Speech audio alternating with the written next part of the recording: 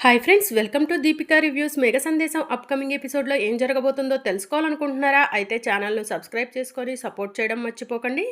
గోరింటకు lily వాళ్ళ ఫాదర్ని చూసి, మీరు సముద్రాలు దాటి ఇక్కడికి వచ్చారా అని చెప్పి అంటూ ఉంటుంది. అవును, నేను సముద్రం దాటే ఇక్కడికి వచ్చాను అని చెప్పి లిల్లీ వాళ్ళ ఫాదర్ చెప్తూ ఉంటాడు. అంటే స్వామీజీ చెప్పినట్టు ఈయనే నా భర్త అని గోరింటాకు మనసులో అనుకుంటూ ఉంటుంది. ఎవరండి మీరు, నా గురించి అడుగుతున్నారు అని చెప్పి లిల్లీ వాళ్ళ ఫాదర్ గోరింటాకుని అడుగుతూ ఉంటాడు. మీ గురించి స్వామీజీ నాకు ఒక విషయం చెప్పాడండి అని చెప్పి గోరింటాకు అంటూ ఉంటుంది. నా గురించి మీకు స్వామీజీ ఒక విషయం చెప్పారా, ఏంటది అని చెప్పి లిల్లీ వాళ్ళ ఫాదర్ గోరింటాకుని అడుగుతూ ఉంటే, అది సరే కానీ మీకు పెళ్ళైందా అని గోరింటాకు సిగ్గుపడుతూ అడుగుతూ ఉంటుంది. పెళ్ళి కావటం ఏంటి, నాకు పెళ్ళిడికి వచ్చిన కూతురుంది అని చెప్పి లిల్లీ వాళ్ళ ఫాదర్ చెప్తూ ఉంటాడు. పెళ్ళిడికి వచ్చిన కూతురుందా అని గోరింటాకు షాక్ అవుతుంది. అదేంటి అలా అడుగుతున్నారు, మీకు ఇంకా పెళ్ళి కాలేదా ఏంటి అని లిల్లీ వాళ్ళ ఫాదర్ అంటూ ఉంటే, పెళ్ళి కాలేదు, నేను ఇంకా కన్యగానే ఉన్నాను, త్వరలో పెళ్లి చేసుకోవాలనుకుంటున్నాను అని చెప్పి గోరింటాకు సిగ్గుపడుతూ ఉంటుంది. ఈ వయసులో పెళ్ళేంటండి బాబు అని చెప్పి లిల్లీ వాళ్ళ ఫాదర్ అంటూ ఉంటే, వయసుకి పెళ్లితో సంబంధం ఏంటండి అని గోరింటాకు అంటూ ఉంటుంది. స్వామీజీ ఇతని గురించేనా చెప్పింది, నేను పెళ్లి చేసుకోబోయేవాడు సముద్రాలు దాటి ఇక్కడికి వచ్చాడు, ఈ గుడిలోనే ఉన్నాడని చెప్పాడు. ఇతన్ని అడుగుతుంటే ఇతనేమో పెళ్ళయింది అంటున్నాడు. పెళ్ళైతే మళ్ళీ మేమిద్దరం పెళ్లి చేసుకోకూడదా ఏంటి? బహుశా దేవుడు నాకు రెండో పెళ్లి వాడినే మొగుడుగా రాసి పెట్టాడేమో అని చెప్పి గోరింటాకు తనలో తానే ఆలోచిస్తూ ఉంటుంది. ఈవిడెవరో పిచ్చిదానిలా ఉంది, ఈ వయసులో పెళ్ళంట, ఈవిడతో నాకెందుకులే అని లిల్లీ వాళ్ళ ఫాదర్ అక్కడి నుంచి వెళ్ళిపోతాడు. ఇక గోరింటాకు ఊహల్లో నుంచి బయటకు వచ్చి అటు ఇటు చూస్తూ ఉంటుంది. ఈయన ఇంతలో ఎటు వెళ్ళిపోయారు అని గోరింటాకు తనలో తానే అనుకుంటుంది. ఆ స్వామీజీ చెప్పినట్టు అతను నిజంగా నా కోసమే వచ్చుంటే మళ్ళీ కలుస్తాడులే అని గోరింటాకు తనలో తానే అనుకొని అక్కడి నుంచి వెళ్ళిపోతుంది.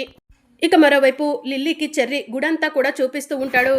చెర్రీ, నువ్వు నక్షత్ర హ్యాపీగానే ఉన్నారా అని లిల్లీ అడుగుతూ ఉంటుంది. ఎందుకు నీకు అంత డౌట్ వచ్చింది లిల్లీ అని చెప్పి చెర్రీ అడుగుతూ ఉంటాడు. ఏం లేదు, నక్షత్ర నీతో ముభావంగా ఉంటున్నట్టు అనిపించింది అని లిల్లీ చెప్తూ ఉంటే, అలాంటిదేం లేదు, నా బంగారం అప్పుడప్పుడు కోపంగా ఉంటే అలానే చేస్తుంది, ఆ విషయం గురించి నువ్వు పెద్దగా పట్టించుకోకలే లిల్లీ అని చెప్పి చెర్రీ చెప్తూ ఉంటాడు. చెర్రీ, నువ్వెంత మంచివాడో, నీలాంటి భర్త నాకు ఎప్పుడు దొరుకుతాడో ఏంటో అని చెప్పి లిల్లీ చెర్రీతో చెప్తూ ఉంటుంది. ఇక మరోవైపు శారద భూమి భూమి అని చెప్పి పిలుస్తూ ఉంటే, ఏంటత్తయ్య అని భూమి అంటూ ఉంటుంది. ఏంటమ్మా, ఏదైనా బాధ ఉందా, ఉంటే నాకు చెప్పు, ఇందాకలా గగన్ ముందు అడిగితే చెప్పలేకపోయావు కదా అని శారద అడుగుతూ ఉంటే, అలాంటిది ఏం లేదత్తయ్య అని భూమి అంటూ ఉంటుంది. పెళ్లి శుభలేఖను దేవుడి ముందు పెట్టావు కదమ్మా అని శారద అంటూ ఉంటే, పెట్టేశాను అత్తయ్య అని చెప్పి భూమి అంటూ ఉంటుంది. ఈ పెళ్లి ఎటువంటి ఆటంకం లేకుండా జరిగిపోతే ఈ కుటుంబంలో సంతోషాలు వెళ్ళి విరిసినట్టే భూమి అని చెప్పి శారద అంటూ ఉంటుంది. ఇక భూమి మాత్రం ఆలోచిస్తూ ఉంటుంది. శివ బిందుని ప్రేమిస్తున్నా అంటున్నాడు, శివ మనసును ఎలాగైనా మార్చేసేయాలి అని భూమి ఆలోచిస్తూ ఉంటుంది. ఇక మరోవైపు శివ ఫోన్ తీసుకొని పక్కకు వెళ్తాడు. బిందుకి ఫోన్ చేసి ఫోన్లో మాట్లాడుతూ ఉంటాడు. శివ, ఏంటి సడన్గా ఫోన్ చేశావు, మన ప్రేమ గురించి మీ అక్కకు చెప్పావా అని బిందు అడుగుతూ ఉంటుంది. చెప్పాను బిందు అని శివ చెప్తూ ఉంటాడు. భూమి వదిన మన పెళ్ళికి ఒప్పుకుందా, మన ఇద్దరి పెళ్ళి దగ్గరుండి చేస్తానందా అని బిందు అంటూ ఉంటే, శివ ఏం మాట్లాడు, ఏంటి శివ ఏం మాట్లాడట్లేదు, మన ఇద్దరి పెళ్ళి భూమి వదిన చేస్తా అందా లేదా అని చెప్పి బిందు అడుగుతూ ఉంటే, మన ఇద్దరి పెళ్ళి భూమి అక్క చెయ్యనని చెప్పేసింది బిందు, నిన్ను మర్చిపోమని చెప్పింది అని చెప్పి శివ చెప్తూ ఉంటాడు. అంటే మీ అక్క చెప్పిన విధంగా నన్ను మర్చిపోతావా శివ అని బిందు అడుగుతూ ఉంటుంది. నిన్ను మర్చిపోవడం అంటే నన్ను నేను మర్చిపోవటమే బిందు అని శివ చెప్తూ ఉంటాడు. నేను కూడా అంతే శివ, నువ్వు లేకుండా బ్రతకలేవను, నువ్వు నా ప్రాణం శివ అని బిందు చెప్తూ ఉంటుంది.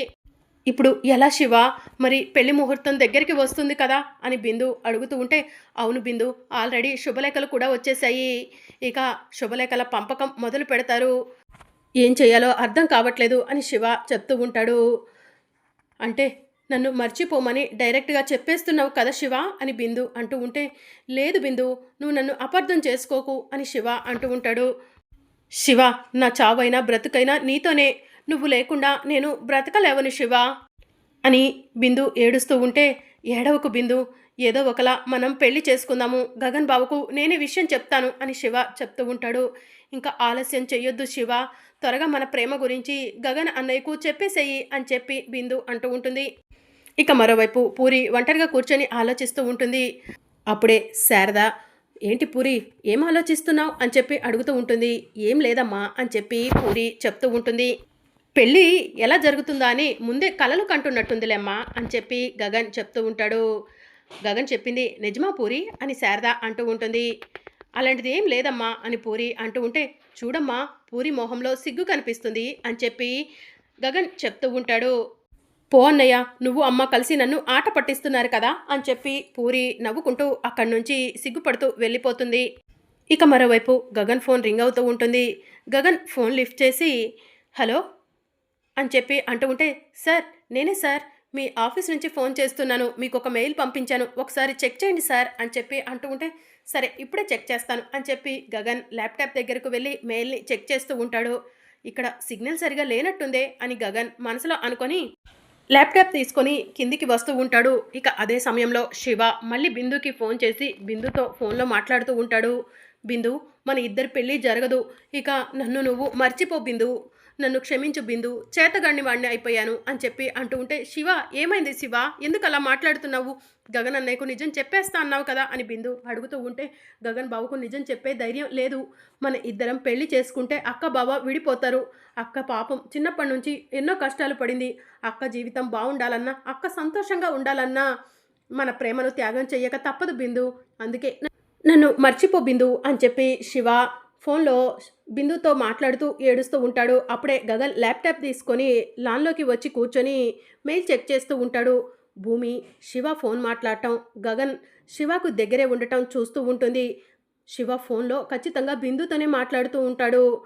ఈ విషయం బావకు తెలిసిపోతుందేమో, బావ దగ్గరలోనే ఉన్నాడు, శివ మాట్లాడే మాటలన్నీ బావకు వినిపిస్తాయేమో, ఏదో ఒకటి చెయ్యాలి అని భూమి మనసులో అనుకొని, బావా బావా నువ్వు త్వరగా రా బావా అని పిలుస్తూ ఉంటుంది. ఒక మెయిల్ చెక్ చేసి వస్తాను భూమి అని గగన్ అంటూ ఉంటే, లేదు బావా నీతో ఒక ముఖ్యమైన విషయం చెప్పాలి, ఆ మెయిల్ ఏదో రూమ్లో చెక్ చేద్దు రా బావా అని భూమి అంటూ ఉంటే, ఏయ్ భూమి ఆగు, రూమ్లో సిగ్నల్ రావట్లేదు అందుకే బయటకు వచ్చాను అని గగన్ అంటూ ఉంటాడు. బావ ఎక్కడ శివాని చూసేస్తాడో అని చెప్పి భూమి మనసులో అనుకుంటుంది. బావను రూమ్లోకి వెళ్ళమంటే వెళ్ళట్లేదు, శివనే రూమ్లోకైనా పంపించాలి, లేకపోతే ఫోన్ అయినా కట్ చేయమని చెప్పాలి అని భూమి మనసులో అనుకొని, శివ శివ అని చెప్పి శివాని పిలుస్తూ ఉంటుంది. బిందు నన్ను మర్చిపో, ఇక నీకు నేను ఫోన్ చేయలేవను బిందు, నన్ను క్షమించు అని చెప్పి భూమి అక్క వస్తుంది. ఉంటాను అని చెప్పి శివ ఫోన్ కట్ చేస్తాడు. ఏంటక్క పిలిచావు అని శివ అడుగుతూ ఉంటే, ఎవరితోరా నువ్వు ఫోన్ మాట్లాడేది, బావ ఇక్కడే ఉన్నాడ్రా, బావ నువ్వు బిందుతో మాట్లాడటం చూస్తే ఇంకేమైనా ఉందా అని చెప్పి భూమి అడుగుతూ ఉంటుంది. ఇక బిందు నాకు ఫోన్ చెయ్యదు లెక్క, బిందు నాతో మాట్లాడదు లెక్క అని చెప్పి శివ అంటూ ఉంటాడు. అదేంట్రా అలా మాట్లాడుతున్నావు అని భూమి అంటూ ఉంటుంది. నువ్వు బావ సంతోషంగా ఉండాలంటే నాకు పూరికి పెళ్లి జరగటమే కరెక్ట్ అక్క, నేను బిందుని మర్చిపోవటమే కరెక్ట్ అక్క, అందుకనే నేను బిందుని మర్చిపోవాలని పూరినే పెళ్లి చేసుకోవాలని డిసైడ్ అయ్యాను, ఆ విషయమే బిందుకు కూడా చెప్పేశానక్క అని చెప్పి శివ చెప్తూ ఉంటే, నిజమా శివ నువ్వు చెప్పేది, థ్యాంక్ యూ సో మచ్ రా అని చెప్పి భూమి శివాని హగ్ చేసుకొని శివకి ముద్దులు పెడుతూ ఉంటుంది. ఇదంతా గగన్ దూరం నుంచి చూస్తూ, హలో భూమి గారు ఏంటి మీ తమ్ముడిపై అంత ప్రేమ చూపిస్తున్నారు అని చెప్పి అడుగుతూ ఉంటే, ఏం లేదులే బావా ఊరికే అని చెప్పి భూమి అంటుంది. ఇక మరోవైపు బిందు ఒంటరిగా కూర్చుంటుంది. శివ లేకుండా నేను బ్రతకలేవను, శివనే నా ప్రాణం అనుకున్నాను, ఇప్పుడు శివ నన్ను కాదని పూరిని పెళ్లి చేసుకుంటున్నా అంటున్నాడు, శివ పూరిల పెళ్లి జరిగితే ఇక నేను బ్రతికి ఉండి కూడా వేస్టు, ఇక నేను బ్రతకటం అనవసరం అని చెప్పి బిందు మనసులో అనుకుంటుంది. రూమ్ అంతా కూడా వెతుకుతూ ఉంటుంది. రూమ్లో స్లీపింగ్ పిల్స్ కనిపించగానే స్లీపింగ్ పిల్స్ని వేసుకుంటుంది. శివ నువ్వు లేని జీవితం నాకు వద్దు శివ, అందుకే నేను ఈ లోకాన్ని వదిలి వెళ్ళిపోవాలనుకుంటున్నాను, నువ్వు పూరి సంతోషంగా ఉండండి అని చెప్పి బిందు టాబ్లెట్స్ వేసేసుకొని అలా బెడ్ మీద పడుకుండిపోతుంది. ఇక బిందు నోట్లో నుంచి నురగలు వస్తూ ఉంటాయి. అప్పుడే అనుకోకుండా అపూర్వ అటుగా వెళ్తూ బిందుని చూస్తుంది. ఇదేంటి ఈ సమయంలో బిందు పడుకుంది అని చెప్పి మనసులో అనుకొని, బిందు బిందు అని చెప్పి బిందు రూమ్లోకి వచ్చేసరికి బిందు నోట్ల నుంచి నురగలు వస్తూ ఉంటాయి. బిందు అని చెప్పి అపూర్వ గట్టిగా అరుస్తూ ఉంటుంది. ఇక బిందు పలకకపోవడంతో, బావా మీరా, కృష్ణప్రసాద్ త్వరగా రండి అని అపూర్వ పిలుస్తూ ఉంటే, ఏమైంది అపూర్వ అని చెప్పి అందరూ అడుగుతూ ఉంటారు. మన బిందు ఆత్మహత్య చేసుకున్నట్టుంది అని చెప్పి అపూర్వ చెప్తూ ఉంటుంది. ఆత్మహత్య చేసుకుందా అని చెప్పి అందరూ కూడా షాకింగ్‌గా బిందు దగ్గరకు వెళ్ళి, "బిందు కళ్ళు తెరువు, బిందు కళ్ళు తెరువు" అని చెప్పి పిలుస్తూ ఉంటారు. బిందు ఎంతసేపటికి కళ్ళు తెరవకపోవడంతో, "కేపీ ఏం చూస్తున్నావు? త్వరగా బిందుని హాస్పిటల్‌కు తీసుకెళ్దాం పద" అని చెప్పి శరత్ చంద్ర అంటాడు. ఇక కృష్ణప్రసాద్ బిందుని తీసుకొని హాస్పిటల్‌కి వెళ్తూ ఉంటాడు. "అమ్మ బిందు కళ్ళు తెరువమ్మా, ఆత్మహత్య ఎందుకమ్మా నువ్వు చేసుకోవాల్సింది? నీకు అంత కష్టం ఏమొచ్చిందమ్మా" అని చెప్పి మీరా ఏడుస్తూ ఉంటుంది. "అమ్మ మీరా ఏడవకు, బిందుకేం కాదు" అని శరత్ చంద్ర ధైర్యం చెప్తూ ఉంటాడు. ఇక బిందుని తీసుకెళ్ళి హాస్పిటల్‌లో అడ్మిట్ చేస్తారు. డాక్టర్ బిందుకి ఎలా ఉంది అని చెప్పి కృష్ణప్రసాద్ డాక్టర్ని అడుగుతూ ఉంటాడు. తను స్లీపింగ్ పిల్స్ వేసుకుంది. పరిస్థితి చాలా క్రిటికల్‌గా ఉంది. బ్రతకటం కష్టం అని డాక్టర్ చెప్తూ ఉంటే, "అలా మాట్లాడొద్దు డాక్టర్, నా కూతురు బ్రతకాలి" అని చెప్పి మీరా చెప్తూ ఉంటుంది. "అవును డాక్టర్, ఎంత డబ్బు ఖర్చయినా పర్వాలేదు, బిందుకి ఏం కాకూడదు" అని శరత్ చంద్ర చెప్తూ ఉంటాడు. "మా ప్రయత్నం మేం చేస్తామండి" అని డాక్టర్ అక్కడి నుంచి వెళ్ళిపోతుంది. బిందుకు అసలు స్లీపింగ్ పిల్స్ వేసుకోవాల్సిన అవసరం ఏముంది? అసలు బిందు ఎందుకు చచ్చిపోవాలనుకుంది అని మీరా ఏడుస్తూ ఉంటే, "నేను మొదటి నుంచి చెప్తున్నాను, బిందు ఎవరితోనో సీక్రెట్‌గా ఫోన్ మాట్లాడుతుందని. నా మాట మీరే వినిపించుకోలేదు" అని అపూర్వ అంటూ ఉంటుంది. "అవును వదినా, నువ్వు చెప్పింది నిజమే. బిందు ఎవరినైనా ప్రేమించుంటుందా? అందుకే తను స్లీపింగ్ పిల్స్ వేసుకుందా" అని చెప్పి మీరా ఏడుస్తూ ఉంటుంది. "మీరా ఏడవకు, బిందు తప్పకుండా స్పృహలోకి వస్తుంది. ఆ తర్వాత అసలేం జరిగిందో అడిగి తెలుసుకుందాం" అని చెప్పి అపూర్వ చెప్తూ ఉంటుంది. మరి అప్‌కమింగ్ ఎపిసోడ్‌లో ఏం జరగనుందో తెలుసుకోవాలనుకుంటున్నారా? అయితే ఛానల్‌ను సబ్స్క్రైబ్ చేసుకొని సపోర్ట్ చేయడం మర్చిపోకండి. Thank you for watching.